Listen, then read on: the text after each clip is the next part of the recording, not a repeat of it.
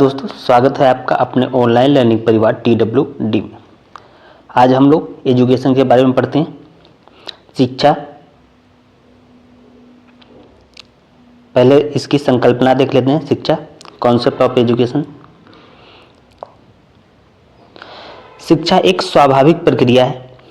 ये मानव जीवन के जन्म, जब बच्चा पैदा होता है, जब बच्चा जन्म लेता है, जन्म से लेकर मृत्यु, जब तक उसकी मृत्यु हो जाती है तब तक ये निरंतर चलती रहती है। ये जन्म से शुरू होती है और मृत्यु तक चलती रहती है। मानव जब जन्म लेता है तो वो विभिन्न बौद्धिक योग्यताओं एवं सांस्कृतिक तत्वों से युक्त होता है, जो उसे अन्य पशुओं से भिन्न बनाते हैं। शिक्षा मानव जाति का संरक्षण करती है तथा बौद्धिक योग्यताओं और सांस्कृतिक परंपराओं को बनाए रखने में सहायता करती है। शिक्षा एक ऐसी विस्तृत प्रक्रिया है जो मानव को अंधकार, निर्धनता एवं संकट से बाहर निकालती है एवं व्यक्तित्व के सभी पक्षों, जैसे शारीरिक हो गया, मानसिक हो गया, मानसिक, संवेगात्मक, आध्यात्मिक एवं सांस्कृतिक जितने भी पक्ष हैं का विकास करती है। अतः जीवन का अत्यंत महत्वपूर्ण पक्ष होती है। शिक्षा जो होती है यह हमें अंधकार से प्रकाश की तरफ ले जाती है।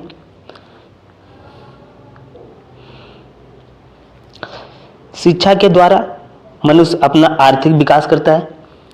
शिक्षा के अभाव में मनुष्य पशु के समान रहता है। यह अपने आदर्शों, आकांक्षाओं, आशाओं, विश्वासों, परंपराओं तथा सांस्कृतिक विरासत को विकसित नहीं कर सकता है। तो इसलिए शिक्षा जो होती है ये बहुत ही आवश्यक होती है, बहुत ही जरूरी होती है। अब इसका हम अर्थ देख लेते हैं और परिभाषाएं देख लेते हैं। पहले इसका अर्थ हम लोग समझ लेते हैं। तो शिक्षा शब्द है, ये शिक्ष धातु से बना है। जो शिक्षा शब्द है इसमें जो धातु है ये शिक्ष धातु से बना है और जिसका अर्थ है सीखना अथवा सिखाना होता है। शिक्षा को अंग्रेजी में एजुकेशन कहते हैं। एजुकेशन शब्द की जो उत्पत्ति है लैटिन के, जो लैटिन भाषा है इसके एजुकेटम से शब्द से हुई, जिसका अर्थ है शिक्षित करना। एजुकेटम भी दो शब्दों से मिलकर बना है। इसमें जो पहला शब्द है ई और ड्यूको। जो ई का अर्थ होता है ये भीतर होता है, भीतर से, और ड्यूको का अर्थ होता है बाहर निकालना, टू लीड आउट अथवा आगे बढ़ाना। इस प्रकार जो एजुकेशन अथवा शिक्षा का जो अर्थ है यह अंतःशक्तियों को बाहर की ओर विकसित करना। लैटिन भाषा के दो शब्द, एक एजुसियर और एजुकेयर, भी शिक्षा के इसी अर्थ को की ओर संकेत करते हैं।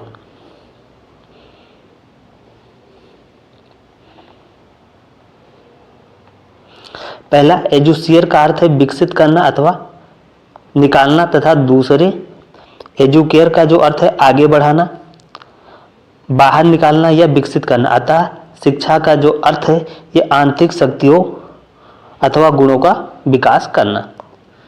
जो शिक्षा का अर्थ हो जाएगा ये हो जाएगा आंतरिक शक्तियों और गुणों को विकास करना। अब इसकी जो परिभाषाएं हैं, जो फेमस लोग हैं उन्होंने जो परिभाषाएं दी है एजुकेशन के बारे में, इसको हम लोग देख लेते हैं। सबसे पहले सुकरात महोदय, इनकी परिभाषा देख लेते हैं। सुकरात महोदय कहते हैं जो शिक्षा का तात्पर्य है संसार के उन सर्वमान्य विचारों को प्रकट करने से है जो प्रत्येक व्यक्ति के मस्तिष्क में निहित है। अगला विवेकानंद साहब की मानव की संपूर्णता को प्रकट करना ही शिक्षा होता है। टैगोर साहब कहते हैं शिक्षा का अर्थ बालक को उन योग्य बनाना है कि वो शाश्वत सत्य की खोज कर सके, उसे अपना बना सके और उसकी अभिव्यक्ति कर सके। अगली परिभाषा प्लेटो साहब की है। प्लेटो साहब कहते हैं शिक्षा से मेरा तात्पर्य उस प्रशिक्षण से है जो अच्छी आदतों द्वारा बच्चों में अच्छी नैतिकता का विकास करे। अरस्तु शिक्षा व्यक्ति के भीतर का और विशेष रूप से मानसिक शक्तियों का विकास करती है जिससे वह परम सत्य, शिव और सुंदर के चिंतन का आनंद उठा सके। अगला ड्यूवी साहब शिक्षा व्यक्ति के उन योग्यताओं के विकास का नाम है जो उनके वातावरण पर नियंत्रण रखना सिखाती है और उनकी संभावनाओं को पूर्ण करती है। अगला अरविंद घोष की है, परिभाषा देख लें। शिक्षा से मेरा अभिप्राय बालक तथा मानव में पूर्ण रूप से शारीरिक, बौद्धिक एवं आध्यात्मिक बल की सर्वांगीण उन्नति से है। अगला टेस्टोलॉजी की देख लेते हैं। शिक्षा व्यक्ति की जन्मजात शक्तियों को प्राकृतिक, निरंतर तथा प्रगतिशील विकास है। अगला रूसो की देख लेते हैं। शिक्षा अंदर से होने वाले विकास, बाहर से एक साथ होने वाली वृद्धि नहीं, यह प्राकृतिक मूल प्रवृत्तियों के क्रियाशील होने से विकसित होती है, बाह्य शक्तियों की प्रक्रिया का परिणाम स्वरूप नहीं है। तो ये कुछ परिभाषाएं थी। अब इसका अर्थ देख लेते हैं। शिक्षा का जो अर्थ होता है संकुचित अर्थ देख लेते हैं, फिर इसका व्यापक अर्थ भी देखेंगे। जो शिक्षा का संकुचित अर्थ क्या है? संकुचित अर्थ के अनुसार शिक्षा का अभिप्राय बालक के विद्यालय में प्रदान की जाने वाली शिक्षा से, जो हमें बालक विद्यालय में शिक्षाएं मिलती है, उसी को यह शिक्षा मानना, तो ये क्या होता है? उसका संकुचित अर्थ हो जाएगा। अन्य शब्दों में बालक को पूर्व निश्चित योजना द्वारा वयस्क वर्ग निश्चित पद्धतियों से निश्चित प्रकार का ज्ञान प्रदान करना, तो उसे शिक्षा कहते हैं। यहाँ पर शिक्षा विशेष विद्यालय, विशेष शिक्षण, विशेष काल, विशेष पद्धति तथा विशेष पाठ्यक्रम तक निश्चित होती है। विद्यालय में बालक को वही शिक्षा देता है जो समाज और बालक के उन्नयन के लिए आवश्यक है। अब संकुचित परिभाषा के बारे में रेमंड ने अपनी परिभाषा दी। क्या रेमंड साहब क्या कहते हैं कि जो संकुचित शिक्षा का जो अर्थ है, संकुचित अर्थ में शिक्षा का प्रयोग बोलचाल की भाषा और कानून में किया जाता है। इस अर्थ में शिक्षा व्यक्ति के आत्म विकास और उसके वातावरण के सामान्य प्रभावों को अपने में कोई स्थान नहीं देती है। इसके विपरीत यह केवल उन विशेष प्रभावों को अपने में स्थान देती है जो समाज के अधिक आयु के व्यक्ति जानबूझकर एवं नियोजित रूप से अपने से छोटे पर डालते हैं, भले ही यह प्रभाव परिवार, धर्म, राज्य द्वारा डाले जाए। ड्रेवर क्या बोलते हैं? ड्रेवर कहते हैं शिक्षा एक प्रक्रिया है जिसमें तथा जिनके द्वारा बालक के ज्ञान, चरित्र तथा व्यवहार को एक विशेष सांचे में ढाला जाता है। वास्तव में संकुचित शिक्षा से बालक को पुस्तकीय ज्ञान से प्राप्त हो जाता है, किंतु उस तोते के समान रटी जाने वाली शिक्षा को प्रायः शिक्षा न कहकर उसे अध्यापन या निर्देशन कहा जाता है। तो जो इसका संकुचित अर्थ होता है, जो हमें विद्यालय से प्राप्त होता है या निश्चित फिक्स टाइम पे या फिक्स सिलेबस के अकॉर्डिंग जो शिक्षाएं दी जाती है, वो क्या होता है? वो संकुचित शिक्षा होती है। अब इसका व्यापक अर्थ क्या होता है एजुकेशन का, इसको देख लेते हैं। शिक्षा का व्यापक अर्थ, मानव जीवन में शिक्षा का बहुत ही महत्वपूर्ण स्थान होता है। बिना शिक्षा के मनुष्य का जीवन व्यर्थ है। जो शिक्षा नहीं है तो जीवन व्यर्थ के समान है। शिक्षा का माध्यम से ही मनुष्य का विकास संभव है। शिक्षा के माध्यम से ही मनुष्य एक सामाजिक प्राणी के रूप में रह सकता है। मनुष्य के सर्वांगीण विकास के लिए शिक्षा बहुत ही अति आवश्यक है, बहुत ही जरूरी है। शिक्षा जीवन पर्यंत चलने वाली प्रक्रिया है। Education is life long process होता है। इसमें शिक्षा ग्रहण करने के लिए कोई नियमबद्धता नहीं होती है और ना ही ये पूर्व नियोजित और औपचारिक होती है। इसे कहीं भी किसी भी समय किसी के द्वारा ग्रहण किया जा सकता है। इस दृष्टि से शिक्षा ही जीवन है और जीवन ही शिक्षा है। शिक्षा मनुष्य के चौमुखी विकास के लिए बहुत ही महत्वपूर्ण है।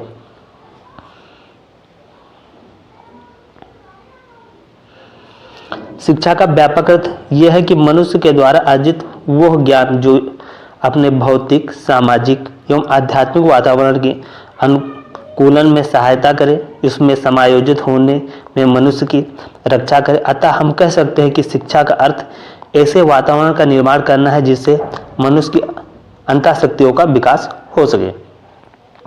गांधी जी क्या कहते हैं इसके बारे में? शिक्षा से मेरा अभिप्राय बालक और मनुष्य के शरीर, मन और आत्मा के सर्वोत्तम एवं सर्वांगीण विकास से है। अरस्तु के अनुसार, अरस्तु महोदय कहते हैं, स्वस्थ शरीर में स्वस्थ मस्तिष्क का निर्माण शिक्षा है। स्वामी विवेकानंद जी कहते हैं मनुष्य में समाहित दैवीय पूर्णता की अभिव्यक्ति शिक्षा है। शिक्षा का विश्लेषणात्मक अर्थ, एनालिसिस मीनिंग ऑफ एजुकेशन देख लेते हैं। शिक्षा शब्द बहुअर्थी है।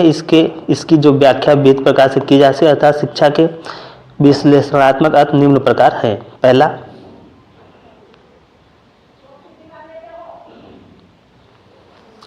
शिक्षा छात्रों की जन्मजात शक्तियों के विकास के रूप में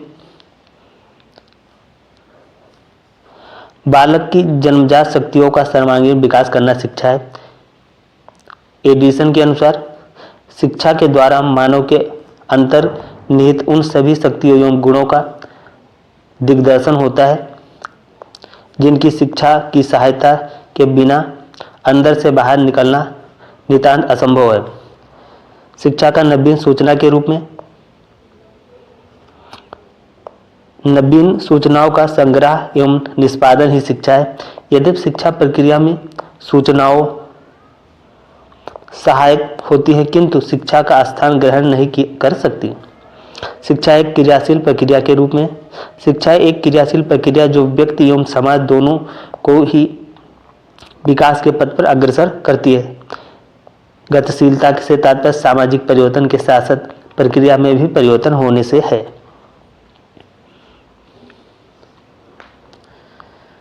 अगला पॉइंट देख लेते हैं, शिक्षा विद्यालय की परिधि के सीमित ज्ञान के रूप में। कुछ विद्वान शिक्षा को विद्यालय की परिधि तक ही सीमित मानते हैं किंतु शिक्षा के संबंध में इस प्रकार की धारणा दोषपूर्ण है। शिक्षा तो जीवन पर्यंत चलने वाली प्रक्रिया होती है।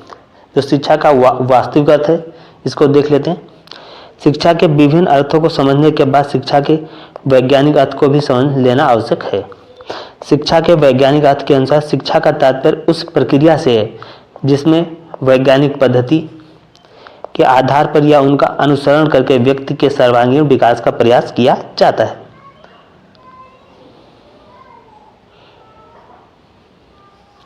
शिक्षा के वास्तविक अर्थ से तात्पर्य उस शिक्षा से है जिसमें संकुचित तथा व्यापक दोनों रूप निहित है। वास्तविक अर्थ समझने के लिए शिक्षा के विभिन्न अर्थों में समन्वय करना आवश्यक है क्योंकि शिक्षा एक ऐसी प्रक्रिया है जिसके द्वारा व्यक्ति का सर्वांगीण विकास होता है जो उसके जीवन को वैज्ञानिक एवं सामाजिक रूप से सफल बनाने में सहायता होती है। शिक्षा शास्त्री रेमंड के अनुसार शिक्षा मानव जीवन के विकास की वह प्रक्रिया है जो शैशव से पौधा तक चलती रहती है। अतः शिक्षा विकास का वह क्रम है जिसे मानव अपने आप को आवश्यकता अनुसार भौतिक, सामाजिक, आध्यात्मिक वातावरण के अनुसार बना लेता है।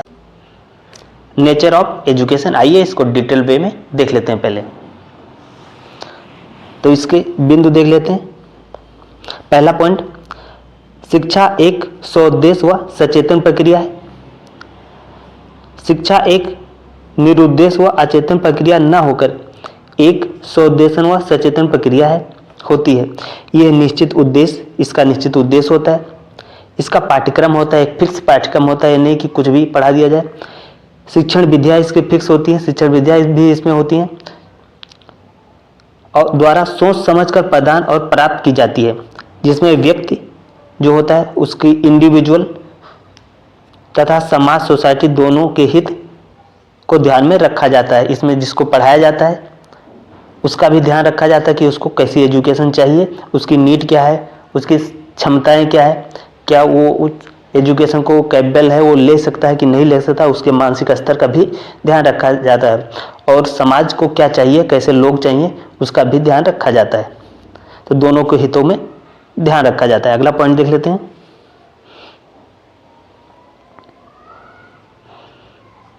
शिक्षा अंतर शक्तियों का सर्वांगीण विकास है। आइए देखते हैं। शिक्षा बालक में अंतर्निहित शक्तियों का मात्र विकास ही नहीं बल्कि यह उनका सर्वांगीण व पूर्ण विकास है। शिक्षक बालक के ऊपर बाह्य ज्ञान को लादने का प्रयास न कर उसमें अंतर्निहित शक्तियों का सर्वांगीण और प्रगतिशील विकास कर उसका जीवन सफल बनाने का प्रयास करता है। एडिसन एक डिफिनेशन देते हैं। क्या कहते हैं एडिसन के अनुसार? शिक्षा वह प्रक्रिया है जिसके द्वारा मनुष्य में अंतर्निहित शक्तियों एवं गुणों का दिग्दर्शन होता है, जिससे शिक्षा के बिना अंदर से बाहर निकालना नितांत असंभव हो जाता है। तो व्यक्ति के अंदर जो अंतर्निहित शक्तियां हैं उनको बाहर निकालना ये क्या होता है, ये इसका एक उद्देश्य हो जाता है। आइए अगला पॉइंट देख लेते हैं। शिक्षा विकास की प्रक्रिया है। प्रत्येक बालक व व्यक्ति कुछ जन्मजात शक्तियों व संभावनाओं को लेकर जन्म लेता है। सामाजिक परिवर्तन में बालक की उन शक्तियों का विकास होता है। समाज में रहते हुए उसे अनेक नए अनुभव प्राप्त होते हैं। उन अनुभवों से वो अपने व्यवहार में परिवर्तन करके अपना विकास करता है। अतः शिक्षा को विकास की प्रक्रिया कहा जाता है। आइए अगला पॉइंट देखते हैं।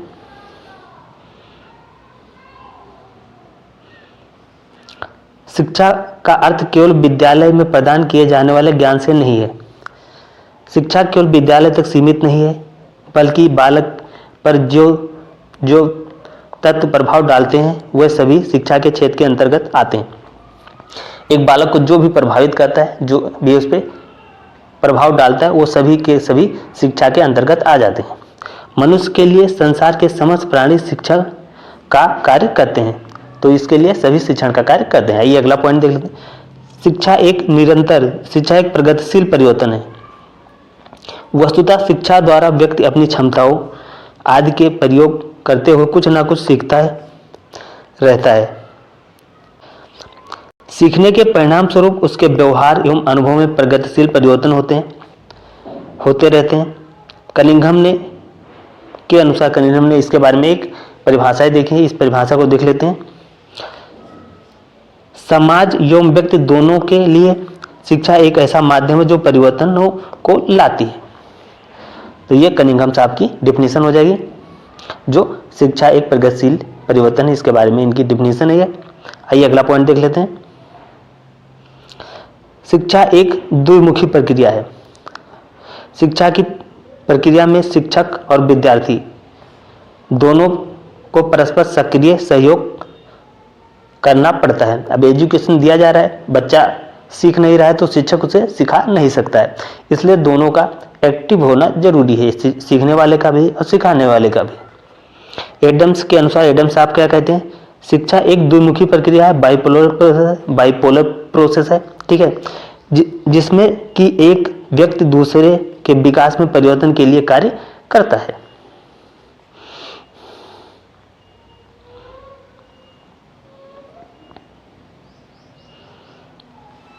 शिक्षा एक त्रिमुखी प्रक्रिया है। ड्यूबी साहब कहते हैं शिक्षा क्या है, एक त्रिमुखी प्रक्रिया है। ड्यूबी आदि शिक्षा शास्त्रियों का कहना है कि शिक्षा एक त्रिमुखी प्रक्रिया है। शिक्षा के 3 अंग हैं, शिक्षक, बालक और पाठ्यक्रम। शिक्षक और बालक के साथ साथ पाठ्यक्रम भी शिक्षा का एक महत्वपूर्ण अंग होता है। तो ये ड्यूबी साहब का मानना है। शिक्षा आजीवन चलने वाली प्रक्रिया, यह लाइफ लॉन्ग प्रोसेस है। शिक्षा एक ऐसी प्रक्रिया नहीं है जो कि एक निश्चित अवधि अथवा विद्यालय जीवन में ही समाप्त हो जाए। यह तो बिना समाप्त हुए चलती रहती, इसलिए शिक्षा एक निरंतर चलने वाली प्रक्रिया होती है। ये जन्म से और मृत्यु तक चलती रहती है। इसमें मेन पॉइंट है जो हाईलाइटिंग पॉइंट है। पहला, शिक्षा एक सौउद्देश्य व सचेतन प्रक्रिया है। अगला, शिक्षा अंतःशक्तियों का सर्वांगीण विकास है। शिक्षा विकास की एक प्रक्रिया। शिक्षा का अर्थ केवल विद्यालय में प्रदान किए जाने वाले ज्ञान से ही नहीं है। शिक्षा एक प्रगतिशील परिवर्तन है। शिक्षा एक द्विमुखी प्रक्रिया, शिक्षा एक त्रिमुखी प्रक्रिया, शिक्षा आजीवन चलने वाली प्रक्रिया है। आइए अब इसका क्षेत्र देख लेते हैं, स्कोप देख लेते हैं।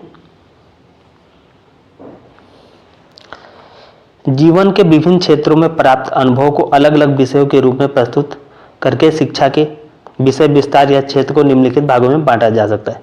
पहला, शिक्षा दर्शन, फिलॉसफी ऑफ एजुकेशन। शिक्षा शास्त्र के अंतर्गत जीवन के प्रति जो विभिन्न दृष्टिकोण है उनका और उनके आधार पर शिक्षा के स्वरूप, शिक्षा के उद्देश्य और शिक्षा की पाठ्यचर्या आदि का अध्ययन किया जाता है। शैक्षिक समाजशास्त्र के अनुसार देख लेते हैं। समाज और शिक्षा का संबंध शैक्षिक समाजशास्त्र से है, ठीक। अगला, इसमें समाज की आवश्यकताओं, सामाजिक अंतरक्रियाओं, सामाजिकरण की प्रक्रिया, शिक्षा के सामाजिक कार्यों और शिक्षा तथा सामाजिक परिवर्तन के पारस्परिक संबंधों आदि पर विचार किया जाता है। अब शिक्षा मनोविज्ञान की दृष्टि से देख लेते हैं। शिक्षा मनोविज्ञान की दृष्टि से इसके अंतर्गत बच्चों की प्रकृति, उनकी योग्यताएं, उनकी रुचियों, अभिरुचियों, स्मृति, विस्मृति, चिंतन, कल्पना आदि की शक्तियों का अध्ययन किया जाता है। शिक्षा मनोविज्ञान में सीखने के स्वरूप, सीखने की दशाओं, सीखने के प्रभावित करने वाले कारकों, सीखने के सिद्धांतों आदि तथा नियमों का भी अध्ययन किया जाता है।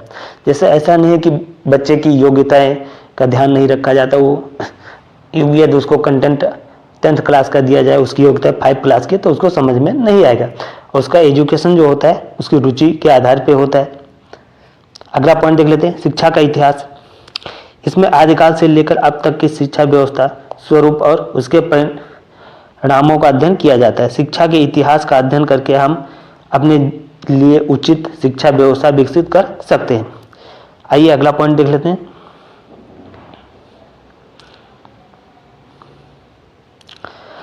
तुलनात्मक शिक्षा। इसमें विभिन्न देशों की शिक्षण प्रणालियों को तुलनात्मक अध्ययन किया जाता है। इसके माध्यम से हम अनेक देश की शिक्षा व्यवस्था का मूल्यांकन कर सकते हैं और दूसरे देशों की शेष शिक्षण प्रणालियों के गुणों को अपनाकर एवं उत्तम शिक्षा व्यवस्था का निर्णय कर सकते हैं।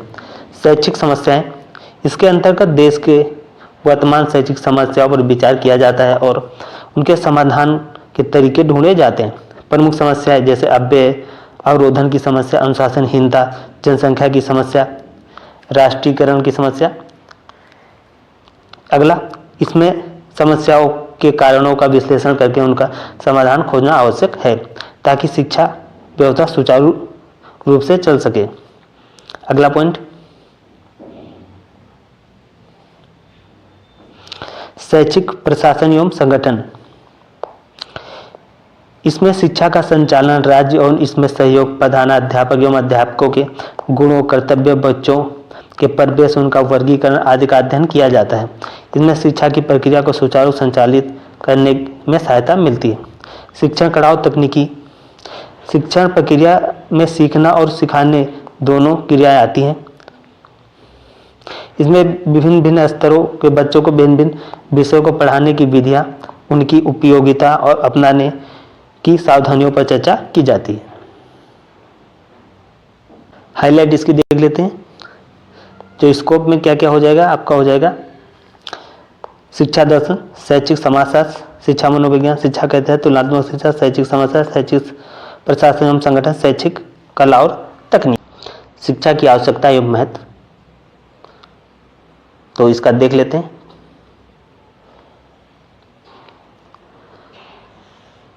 जो इसका महत्वपूर्ण कार्य क्या है, महत्व, समाज संबंधी इसके जो कार्य हैं, पहला प्राचीन साहित्य का ज्ञान प्रदान करना। अगला, सामाजिक भावना का विकास करना, सामाजिक नियमों का ज्ञान कराना, सामाजिक उन्नति में सहायता करना, धर्मों का ज्ञान देना, सामाजिक विकास करना। तो ये कार्य समाज संबंधी हो गए। जो हमारे साहित्य हैं उनका ज्ञान देना, अपना भावनात्मक विकास करना, सामाजिक नियमों का ज्ञान देना और समाज कैसे उन्नति कर रहा है उसकी उन्नति में सहायता करना, अपने धार्मिक ज्ञान देना और सामाजिक विकास में ये सहायक होता है। अब इसका व्यक्ति संबंधी कार्य देख लेते हैं।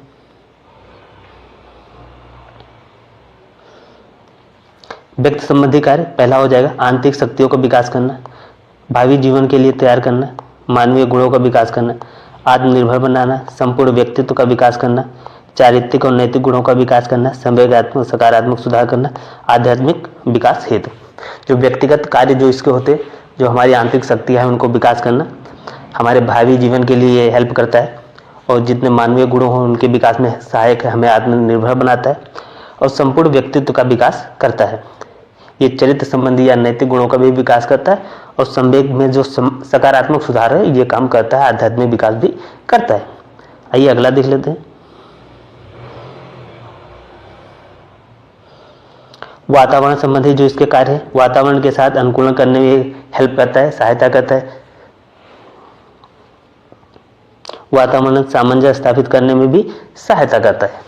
अगला राष्ट्र संबंधी क्या कार्य है, सार्वजनिक हित, संबंधी कार्यों में सहायता करता है।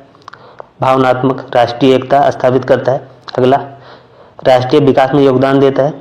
अगला, मानवीय अधिकारों एवं कर्तव्यों का से अवगत कराना। अगला, राष्ट्रीय अनुशासन स्थापित करना। अगला, राष्ट्रीय सद्भावना का विकास करने में भी ये सहायक होता है। अब हम देख लेते हैं उद्देश्य। शिक्षा के जो उद्देश्य होते हैं इसको हम देख लेते हैं।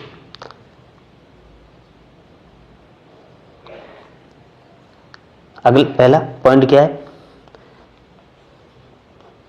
शिक्षा व्यक्ति के संपूर्ण विकास में सहायक होती है। अगला, निरंतर आधुनिकीकरण एवं परिवर्तन के कारण आवश्यकताएं बढ़ती हैं। अगला पॉइंट, व्यक्ति विकास हेतु शिक्षा का प्रमुख उद्देश्य होता है। शिक्षा एक प्रेरक तत्व है जो वांछित परिवर्तन की ओर संकेत करता है। तो हम उद्देश्यों को 4 भागों में बांटते हैं। शिक्षा के उद्देश्य, पहला सामाजिक उद्देश्य, फिर विशिष्ट उद्देश्य, व्यक्तिगत उद्देश्य और सामाजिक उद्देश्य। तो एक एक करके इसको डिटेल वे में देख लेते हैं। पहले सामाजिक देते हैं, फिर विशिष्ट उद्देश्य, फिर व्यक्तिगत उद्देश्य, फिर सामाजिक उद्देश्य, एक एक करके देख लेते हैं।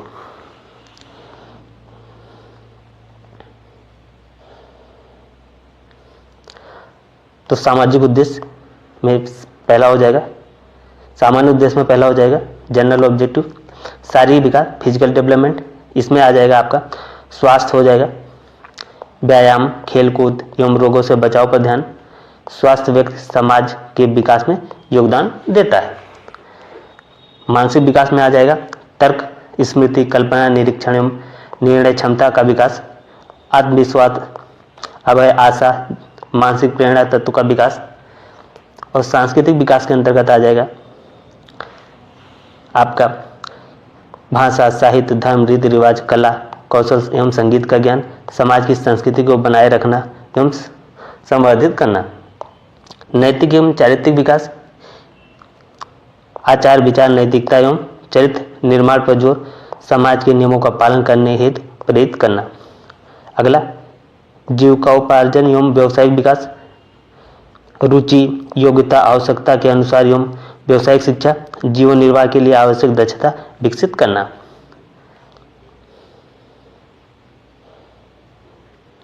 अगला हो जाएगा नागरिकता की शिक्षा, अधिकारों एवं कर्तव्यों का ज्ञान कराना, राष्ट्रीय एकता एवं आदर्श नागरिक को बढ़ावा देना, राष्ट्र की आवश्यकताओं की पूर्ति, वैज्ञानिक प्रवृत्तियों को बढ़ावा देना, धर्मनिरपेक्ष, राष्ट्रीय एकता आदि का बल देना।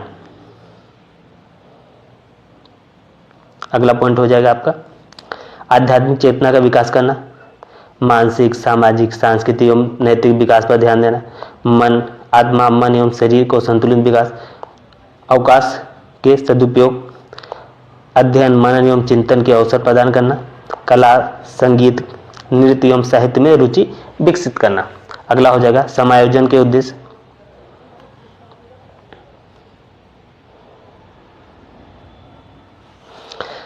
समायोजन के उद्देश्य में आ जाएगा आपका विभिन्न परिस्थितियों में सामंजस्य स्थापित करने योग्य बनाना, पर्यावरण के साथ समायोजन की क्षमता विकसित करना। अगला हो जाएगा पूर्ण जीवन की तैयारी, आत्मरक्षा, जीविकोपार्जन, सामाजिक एवं राजनीतिक प्रशिक्षण, जीवन की सभी परिस्थितियों के लिए तैयार करना। अगला हो जाएगा आपका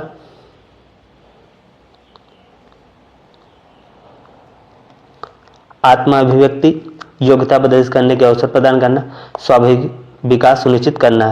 फिर आ जाएगा अगला आत्मानुभूति, स्वयं के बारे में जागरूक करना, आत्मविश्लेषण द्वारा क्षमताओं का विकास करना। अब हम अगला उद्देश्य देख लेते हैं, विशिष्ट उद्देश्य शिक्षा के। अगला हो जाएगा आपका शिक्षा के विशिष्ट उद्देश्य। इसमें क्या आ जाएगा, सीमित दायरे वाले उद्देश्य परिस्थितियों एवं आवश्यकता के अनुसार बदले जा सकते हैं, लचीले, अनुकूल, योग्य तथा परिवर्तनशील होते हैं। अगला हो जाएगा आपका व्यक्तिगत उद्देश्य, शिक्षा के व्यक्तिगत उद्देश्य। इसमें हम देखते हैं व्यक्ति को प्राथमिकता दी जाती है। अगला व्यक्तियों के संपूर्ण विकास पर जोर होता है। इसके 2 प्रमुख अर्थ हैं, पहला संकुचित अर्थ है आत्माभिव्यक्ति या आत्मानुभूति, व्यापक अर्थ है बालक की शक्तियों का सर्वांगीण विकास। शिक्षा के अब सामाजिक उद्देश्य देख लेते हैं। सामाजिक उद्देश्य क्या है? आदर्श जनतंत्र का निर्माण, सभी को समान अवसर एवं स्वतंत्रता, राष्ट्रीय एकता को बढ़ावा देना। इसके कुछ और उद्देश्य देख लेते हैं। ये सामाजिक उद्देश्य ही हैं कि सब पॉइंट इसके हैं।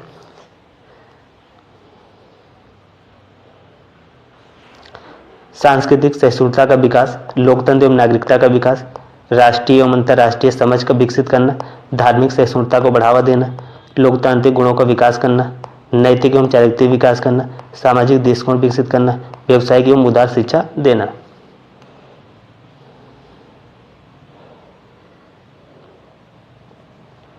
अब देख लेते हैं वर्तमान भारत में शिक्षा के उद्देश्यों को प्रभावित करने वाले कारक कौन कौन से।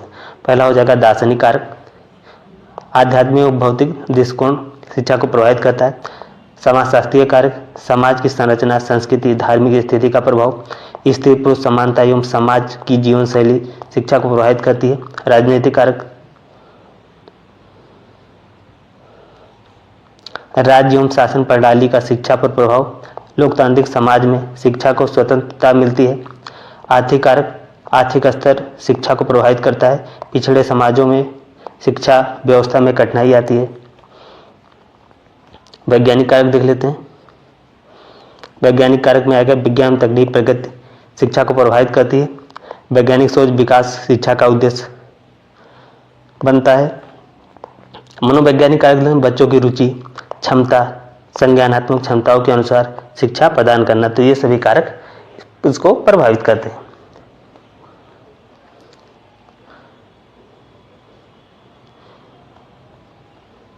एजुकेशन शिक्षा के प्रकार के बारे में, 3 प्रकार के एजुकेशन। पहला हो जाएगा औपचारिक शिक्षा, फॉर्मल एजुकेशन। अगला अनौपचारिक शिक्षा, इनफॉर्मल एजुकेशन। फिर निरौपचारिक शिक्षा, नॉन फॉर्मल एजुकेशन। इसके अंदर हम पूर्ण शिक्षा, सतत शिक्षा, दूरस्थ शिक्षा के बारे में देखेंगे। आइए सबसे पहले हम देख लेते हैं औपचारिक शिक्षा, फॉर्मल एजुकेशन के बारे में।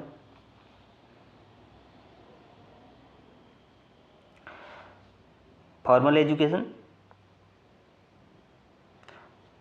औपचारिक शिक्षा। औपचारिक शिक्षा वो है जिसे सचेतन प्रयासों से प्रदान तथा प्राप्त किया जाता है। यहाँ शिक्षा प्रदान करने वाली भली प्रकार से जानता है कि उसे शिक्षा प्रदान करनी है। ये शिक्षक एवं बालक दोनों को ही शिक्षा के उद्देश्य ज्ञात होते हैं तथा बालक किसी कार्यक्रम के अनुसार नियंत्रित वातावरण में रहते हुए पूर्व निश्चित उद्देश्यों की प्राप्ति के लिए निश्चित पाठ्यक्रम को निश्चित शिक्षण पद्धति के द्वारा निश्चित स्थान पर निश्चित समय में समाप्त करके परीक्षा देकर उपाधि ग्रहण करता है। इसका एक फिक्स टाइम होता है, फिक्स स्थान होता है, एक फिक्स पाठ्यक्रम होता है और समझने समझाने वाले फिक्स, इसका मैक्सिमम चीज़ें फिक्स ही होती हैं। इसका उचित तरीके से पेपर होता है और इसको ग्रहण करने के लिए एक निश्चित स्थान पे जाना पड़ता है। अब इसके साधन कौन कौन से? औपचारिक शिक्षा के पहला हो जाएगा हम विद्यालय में जाके शिक्षा ग्रहण करते हैं, पुस्तकालय में जाके, अजायब घर, चित्र भवन और पुस्तकें, इसके माध्यम से हम क्या करते हैं, एजुकेशन को ग्रहण करते हैं। ये इसके साधन हो जाते हैं। अब इसकी विशेषताएं देख लेते हैं। विशेषताएं क्या क्या हैं औपचारिक शिक्षा के? पहला, औपचारिक शिक्षा में सुनियोजित प्रयास तथा व्यवस्था की आवश्यकता होती है। औपचारिक शिक्षा कृत्रिम, जटिल तथा अप्राकृतिक होती है, जिसे प्राप्त तथा प्रदान करने के लिए सुनिश्चित क्रियाएं तथा कार्यक्रम आयोजित किए जाते हैं। ये शिक्षा मूलतः विद्यालयों द्वारा प्रदान की जाती है।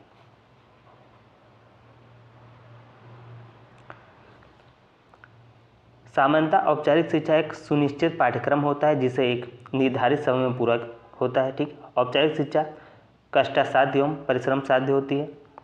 इस प्रकार की शिक्षा जीवन पर्यंत नहीं चलती है। जब तक बालक विद्यालय जाता है यह शिक्षा तब तक चलती है। ठीक, औपचारिक शिक्षा मुख्यतः भौतिक होती है तथा हमें भौतिक साधन जुटाने की योग्यता प्रदान करती है। अगला, औपचारिक शिक्षा का मुख्य उद्देश्य बालक की योग्यता बनाना है।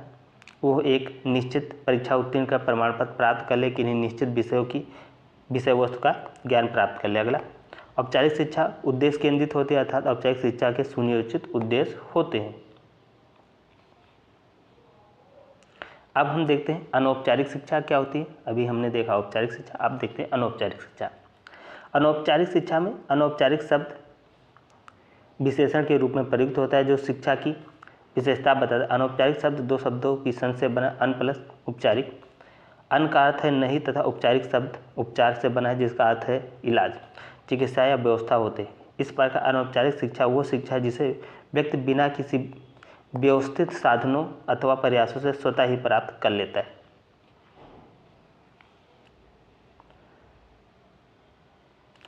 अनौपचारिक शिक्षा के जो साधन है, माध्यम क्या है। मनुष्य जीवन में अनेक साधनों तथा माध्यमों से अनुभव प्राप्त करता है जिन्हें दो भागों में हम विभाजित कर सकते हैं। पहला वह साधन व माध्यम जिनको जानबूझकर व्यवस्थित किया जाता है, जैसे उदाहरण के लिए विद्यालय की व्यवस्था जानबूझकर इसलिए की जाती है ताकि हम अनुभव या शिक्षा प्राप्त कर सकें। अगला वह साधन या माध्यम जिनका जानबूझकर आयोजन नहीं किया जाता लेकिन उनमें अनुभव प्राप्त किया जा सकता है, जैसे आपका हो जाएगा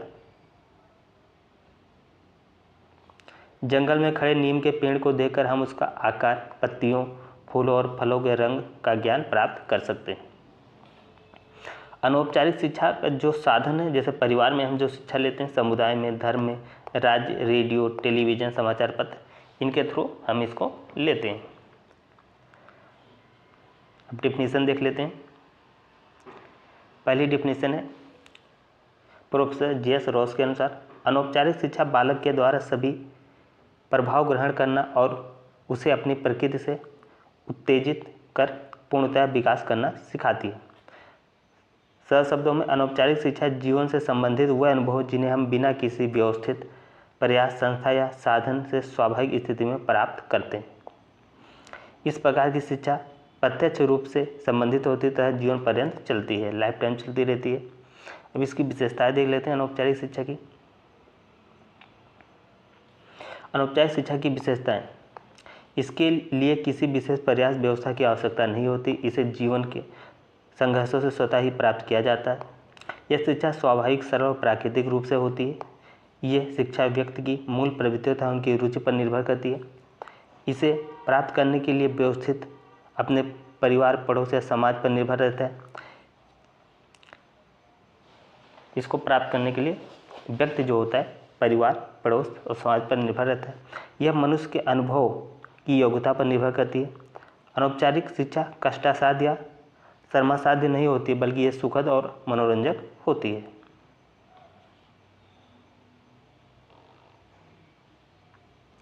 अगला पॉइंट, यह जीवन पर्यंत चलने वाली प्रक्रिया है क्योंकि व्यक्ति जीवन भर अनुभव प्राप्त करता रहता है। अगला, यह अभौतिक है, मानवीय, भावात्मक तथा संस्कृति प्रधान होती है जिसे यह व्यक्ति या सर्वांगीण व्यक्तित्व को प्रभावित करती है।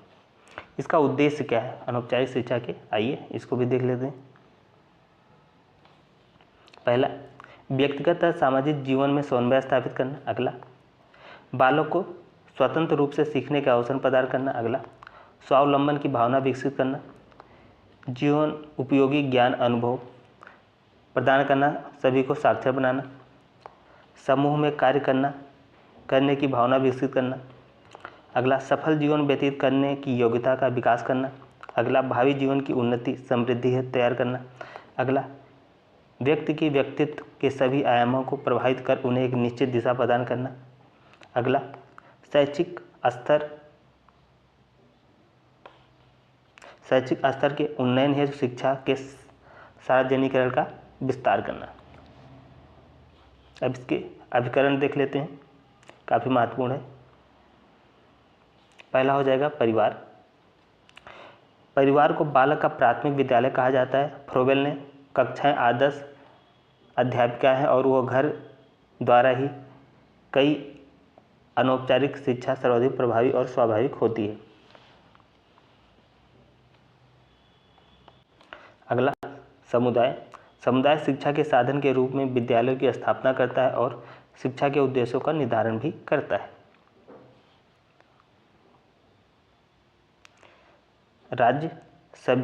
राज्य भी शिक्षा का अनौपचारिक साधन है।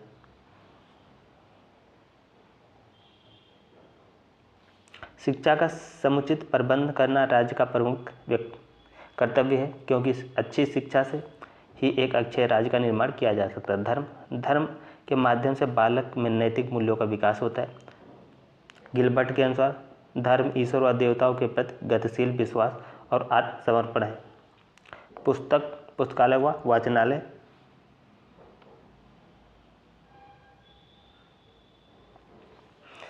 यहाँ उपलब्ध पुस्तकों के माध्यम से व्यक्ति अथाह ज्ञान अर्जित कर सकता है। संग्रहालय में बालक विभिन्न विषयों के माध्यम से वस्तुओं का अवलोकन कर ज्ञान प्राप्त करता है। यहाँ इतिहास, भूगोल, कला, संस्कृति एवं सभ्यता से संबंधित वस्तुओं की जानकारी मिलती है।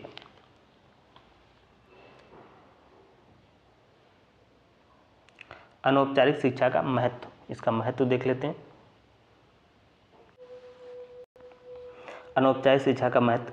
अनौपचारिक शिक्षा की असफलता एवं बढ़ते शिक्षा व्यय के औपचारिक शिक्षा की असफलता एवं बढ़ते शिक्षा व्यय ने शिक्षाविदों को यह सोचने पर विवश कर दिया कि वर्तमान औपचारिक शिक्षा के स्थान पर कोई अन्य शिक्षा व्यवस्था अपनाई गई जाए।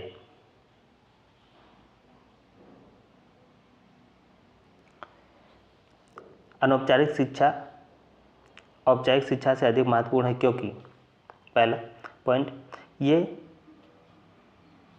यह व्यक्ति के जीवन से संबंधित हर प्रकार का ज्ञान अनुभव प्रदान करती है। अगला, औपचारिक शिक्षा केवल कुछ निश्चित ज्ञान प्रदान करती है जबकि अनौपचारिक शिक्षा जीवन के हर क्षेत्र में सहायक है।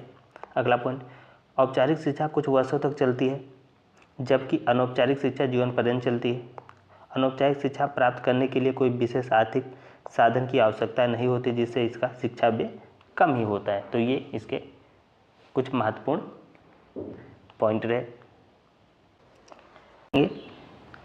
औपचारिक एवं अनौपचारिक शिक्षा में अंतर। तो आइए अंतर हम लोग देख लेते हैं। पहला, अंतर का आधार औपचारिक शिक्षा, अनौपचारिक शिक्षा। क्षेत्र, इसका औपचारिक शिक्षा का क्षेत्र संकीर्ण होता है और अनौपचारिक शिक्षा का क्षेत्र व्यापक होता है। योजना, औपचारिक शिक्षा, ये शिक्षा सुनिश्चित और व्यवस्थित ढंग से संस्थाओं के द्वारा दी जाती है। अनौपचारिक शिक्षा, इसकी पहले से कोई योजना नहीं बनाई जाती है, इसे व्यक्ति आकस्मिक रूप से प्राप्त करता है। अब इसके अभिकरण देख लेते हैं। अभिकरण, जो औपचारिक शिक्षा है, इस प्रकार की शिक्षा के अभिकरण बहुत सीमित हैं। विद्यालय, पुस्तकालय आदि इस शिक्षा के अभिकरण हैं। अनौपचारिक शिक्षा जैसे मित्र, परिवार, मित्र, पड़ोस, राज्य, समुदाय एवं धार्मिक संस्थाएं आदि इस शिक्षा के प्रमुख अभिकरण होते हैं। उद्देश्य क्या है इन दोनों का? जो औपचारिक शिक्षा है, इस शिक्षा में मुख्यतः बालक के बौद्धिक विकास पर बल दिया जाता है और जो अनौपचारिक शिक्षा है, इस शिक्षा में बालक के सर्वांगीण विकास में ये सहायक होती है। शिक्षण विधियाँ देख लेते हैं।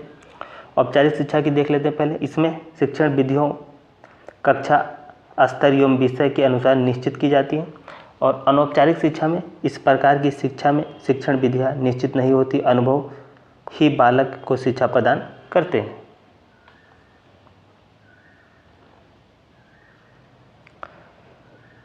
पाठ्यचर्या देख लेते हैं। औपचारिक शिक्षा का इसका पाठ्यचर्या पूर्व निर्धारित होता है। इसमें कुछ विषयों को सैद्धांतिक और व्यवहारिक ज्ञान कराया जाता है। अनौपचारिक शिक्षा में इस प्रकार की शिक्षा की कोई निर्धारित पाठ्यचर्या नहीं होती, संपूर्ण जीवन इसकी पाठ्यचर्या होती है। अवधि, टाइम देख लेते हैं।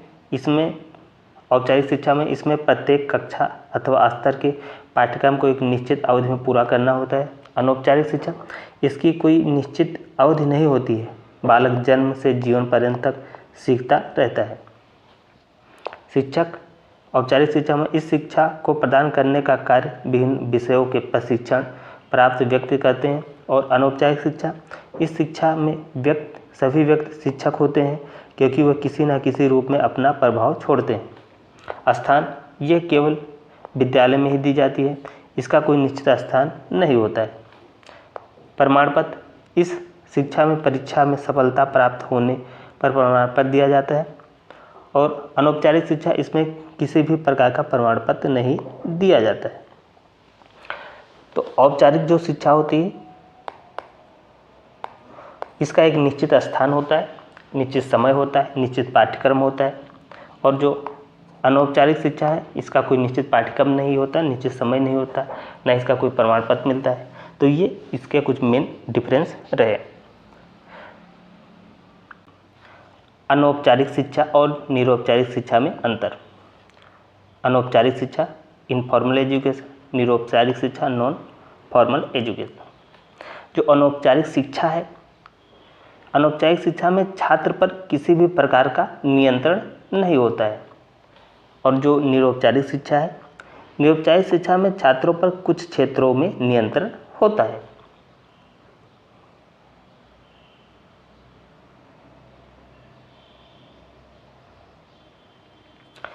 अनौपचारिक शिक्षा में ना तो मापन संभव है और ना ही मापन की व्यवस्था होती है।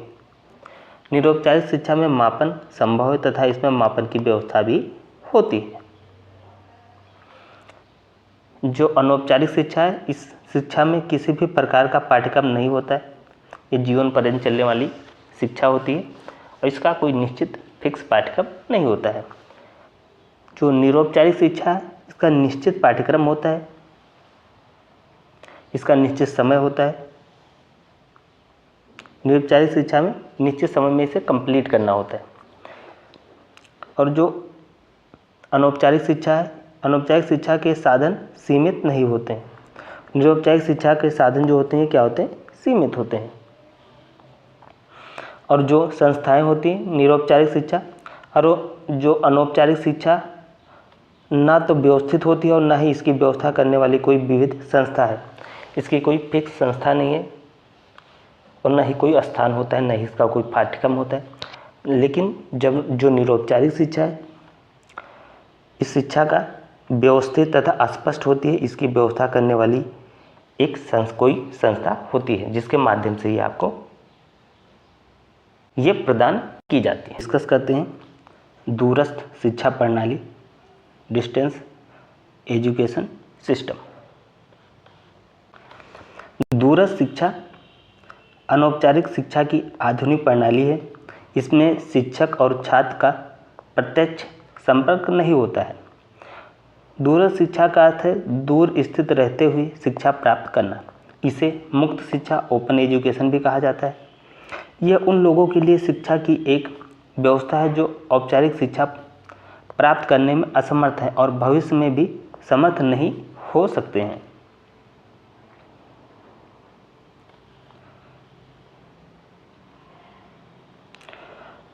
दूरस्थ शिक्षा का प्रयोग 1982 में शुरू हुआ जब पत्राचार शिक्षा को अंतर्राष्ट्रीय परिषद ICCE ने अपना नाम बदलकर अंतर्राष्ट्रीय दूरस्थ शिक्षा परिषद ICDE रखा। इसके बाद विश्व भर में पत्राचार शिक्षा को दूरस्थ शिक्षा कहा जाने लगा। इसकी परिभाषाएं देख लेते हैं।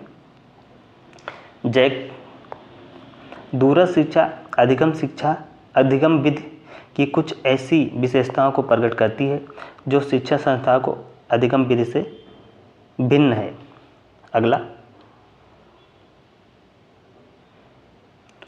मूर्य साहब की डिफिनीशन देख लेते हैं। दूरस्थ शिक्षा को अनुदेशन विधियों के परिवार के रूप में परिभाषित किया जा सकता है जिसमें शिक्षण और अधिगम जो व्यवहार है अलग अलग होते हैं और संचार इलेक्ट्रॉनिक मुद्रित या अन्य माध्यमों से किया जाता है। शिक्षा शब्दकोश। पत्राचार शिक्षा एक शैक्षिक, सरकारी अथवा व्यापारिक संस्था द्वारा संचालित डाक और अन्य माध्यमों से एक शिक्षण की एक व्यवस्था होती है। अब इसकी विशेषताएं देख लेते हैं। विशेषताएं क्या क्या है?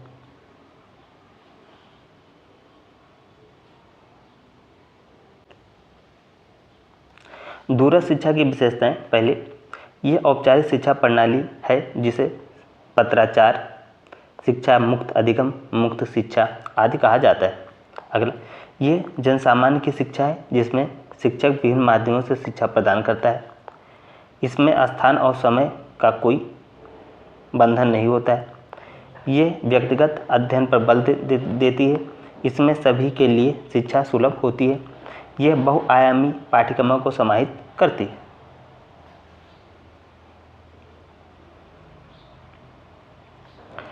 इसमें मुद्रित सामग्री, radio, Doordarshan, tape, video, computer आदि का उपयोग किया जाता है। इसमें शिक्षार्थी अपनी गति सुविधा के अनुसार ज्ञान अर्जन करता है।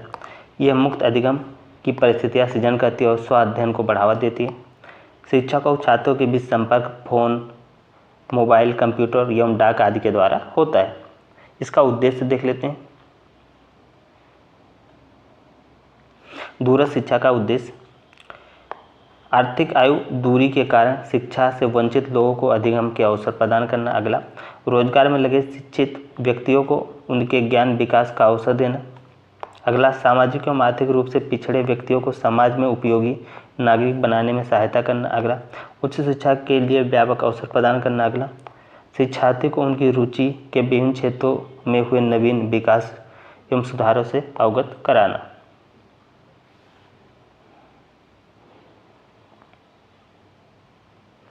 दूरस्थ शिक्षा की आवश्यकता एवं महत्व। अधिक आबादी वाले देश में सभी को शिक्षा प्रदान करने का प्रभावी साधन है। ये ग्रामीण एवं दुर्गम क्षेत्रों में रहने वालों की शैक्षिक आवश्यकताओं की पूर्ति करता है। निजी व्यवसाय एवं सेवा में लगे व्यक्तियों की शिक्षा का अवसर देता है। नवीन परिस्थितियों को सम्मिलित करने, ज्ञान का अद्यतन करने का माध्यम है। शैक्षिक योग्यताओं बढ़ाने की इच्छा रखने वालों के लिए उपयुक्त है। और परंपरागत शिक्षा से वंचित लोगों को शिक्षा प्रदान करना लोकतंत्रीकरण में सहायक है। जिन क्षेत्रों में शैक्षिक संस्थान उपलब्ध नहीं वहाँ शिक्षा प्रदान करता है। ये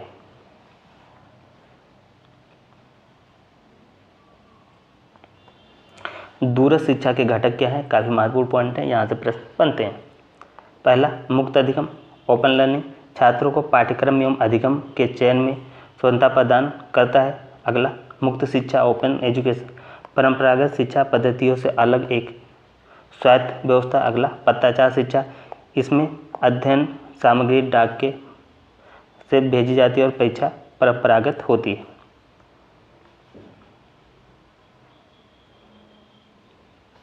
दूरस्थ शिक्षा का साधन, पहला, मुद्रित साधन जैसे स्वयं अध्ययन के लिए मुद्रित पुस्तकें और मार्गदर्शिकाएं। अगला, सर्वदिश सामग्री जैसे film, radio, slide, dish, cassette आदि। अगला, रेडियो एवं दूरदर्शन, शिक्षण संचार का प्रभावी माध्यम।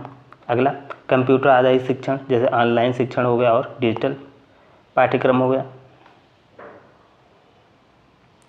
दत्तकार असाइनमेंट वर्क, छात्रों को प्रश्नों के उत्तर लिखने और मूल्यांकन के लिए जमा कराने की प्रक्रिया। अगला, परामर्श कक्षाएं, दूरस्थ छात्रों की समस्याओं के समाधान के लिए आयोजित सत्र।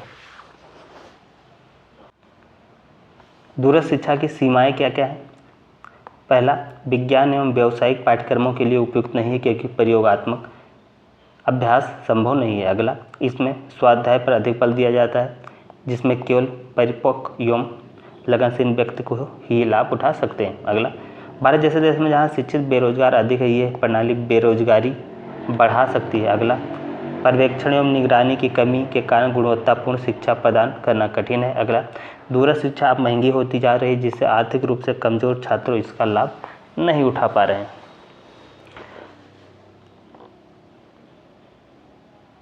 तो ये रही आपकी क्लास। आप लोग कमेंट करके बताइएगा ये क्लास आपको कैसी लगी। इसे लाइक करें, शेयर करें, चैनल को सब्सक्राइब कर लें। जय हिंद, जय भारत।